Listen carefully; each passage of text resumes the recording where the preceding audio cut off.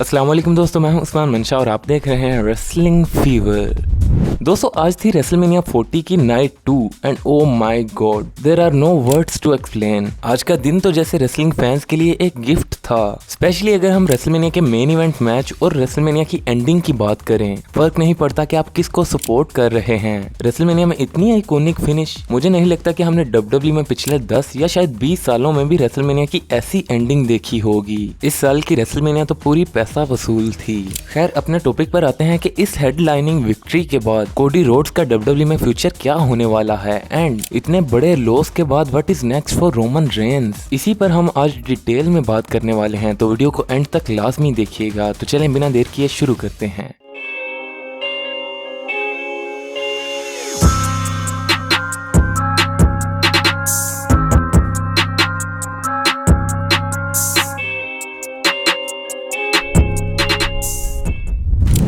First of all Cody Rhodes की बात करते हैं। तो कोडी रोड्स ने फाइनली अपनी स्टोरी फिनिश कर दी है और वो रोड्स फैमिली के पहले वर्ल्ड चैंपियन बन चुके हैं। यकीनन ये रेसलमेनिया विक्ट्री उनके करियर का सबसे बड़ा मूवमेंट है। उन्होंने रेसलमेनिया के मेन इवेंट में उस सुपरस्टार को बीट किया है जो कि पिछले कई सालों से डब्ल्यूडब्ल्यूई के टॉप पर है और डोमिनेंटली डब्ल्यूडब्ल्यूई पर राज करता रहा है। अगर फ्यूचर की बात करें तो होगा क्या कि कोडी रोड्स को श्योरली डब्ल्यूडब्ल्यूई एक अच्छा टाइटल रेन देगी और वो यकीनन एक फाइटिंग चैंपियन होंगे, ना कि रोमन रेंस की तरह जो कि सिर्फ कुछ प्रीमियम लाइव इवेंट्स पर ही रेसलिंग किया करते थे। कोडी रोड्स हमें कंटिन्यूअसली अपने टाइटल को डिफेंड करते हुए और फाइट करते हुए दिखाई देंगे। इनकी फ्यूड किसके साथ होगी इसके बारे में अभी तक कुछ भी सर्टेन नहीं है, लेकिन कोडी रोड्स हर किसी के चैलेंज को एक्सेप्ट करने के लिए ओपन रहेंगे।